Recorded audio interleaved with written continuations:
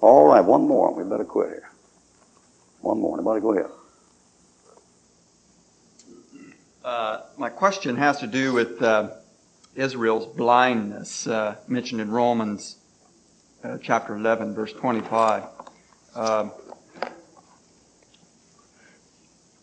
thought just strikes me, and I'm sure it has others here. It's astounding that God would blind a race of people the length of time He has done it for whatever reasons. Would you expound on this mystery just a little bit for us? All right. Romans chapter 11. The idea here, there's a certain element. There's an element here in the passage of predestination. There's an element of fatalism in here. The element of fatalism in here because it looks like God deliberately did something in order to destroy somebody, and evidently He did. Romans 11:25. I would not, brethren, you should be ignorant of this mystery. So the first thing you need to know about it is it's a mystery. It isn't going to just get explained off the cuff. Lest you should be wise in your own conceit, that blindness in part is happened to Israel, not completely. But if there's some Jews getting saved all through the church age, is in part. Paul himself is a Jew. Matter of fact, in John chapter 12, he read, nevertheless, among the chief priests, many believed on him. But because the Pharisees, they did not confess him, lest they be put out of the synagogue, for they love the praise of men more than the praise of God. And in the book of Acts, there were many priests obedient to the faith. So it's only in part. I should be wise in your own conceit, that blindness in part is happened to Israel until the fullness of the Gentiles be come in, and then all Israel shall be saved. All that are there when the Lord comes back. I'm talking about all that ever lived. You know, it can't be all that ever lived, because 1 Thessalonians says, the Jews are forbid the preaching of the Gentiles, for the wrath of God is come upon them to the uttermost. So an unsaved Jew in this age goes to hell just like an unsaved Gentile. When he says all Israel should be saved, he's talking about the people there when the Lord comes back. Now, in regards to God's hand in this, verse 8, according as it is written, God hath given them the spirit of slumber, eye they should not see, ear they should not hear unto this day. Now I said God did it to them. God did it to them. Where's that quotation from? Where is it? Isaiah 29. All right, come to Isaiah 29 and pick up the context, the quotation. Isaiah 29, 10.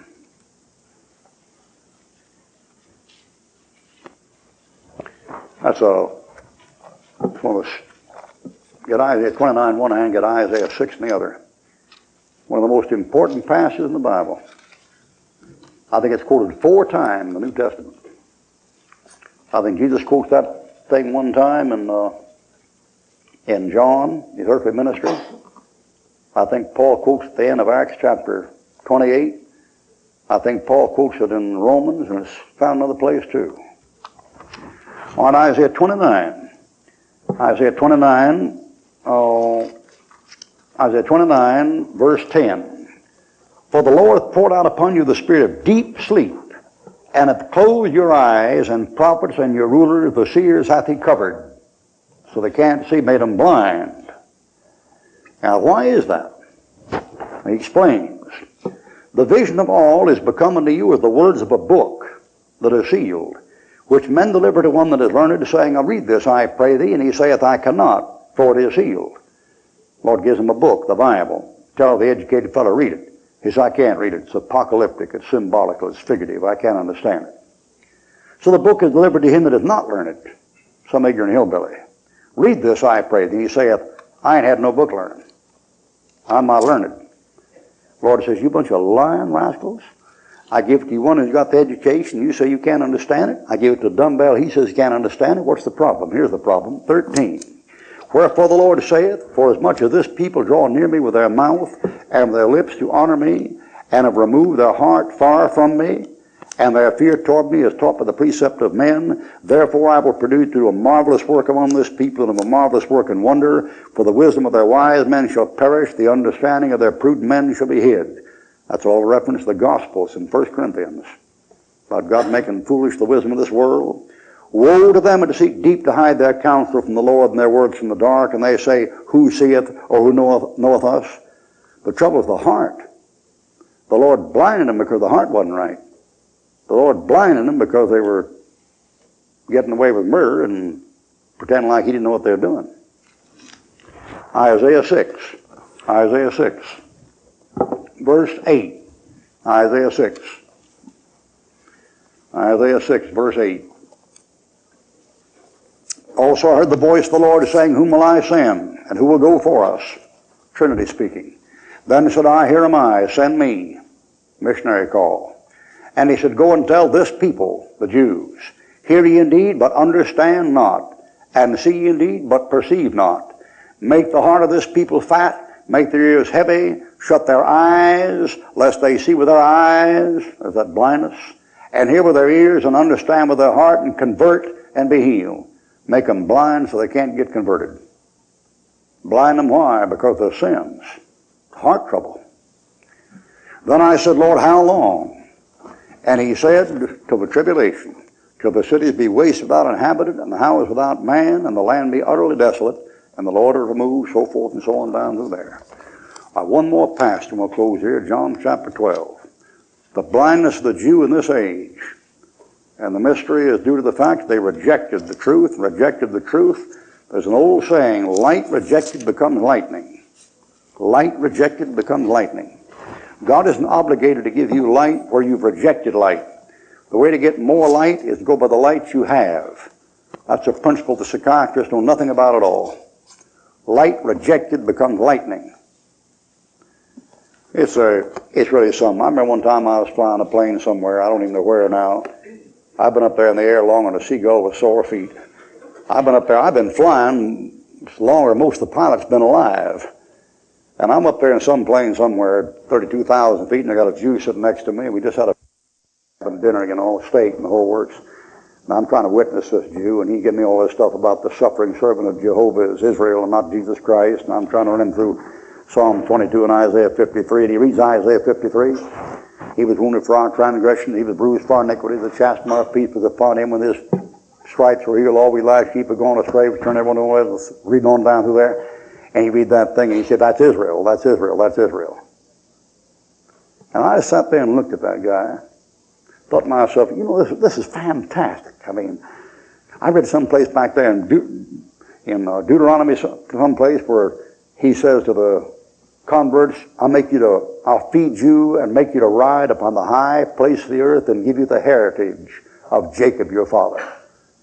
I thought to myself, here am I sitting in this plane, riding in these high places, and God's feeding me, and here I am, an old Gentile dog. That's all we were. We were Gentile dogs. We're the killers. We're the Europeans. People think the Europeans is culture. They're the killers. You want to kill them, get Europeans, man. They'll kill them, man. Nobody in Africa has ever killed people like Europeans kill them. You want to get a war going, get Europeans, man. They'll fix you good, man. That last one, they killed 22 million people. Genghis Khan never did that good. And you see, you were savages. So you used to think of yourself as culture, you're savages, you people.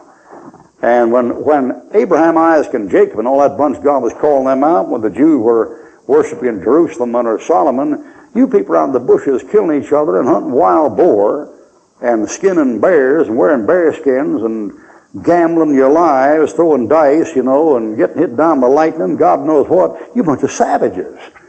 And so I'm sitting up this plane, here I'm this old Gentile dog, this uncircumcised Gentile dog, and here I'm sitting next to a son of Abraham, Isaac, and Jacob, and I've got his book and understand it, and he don't understand his own book. That's the mystery. John chapter 12, verse 37. Now here's the cause.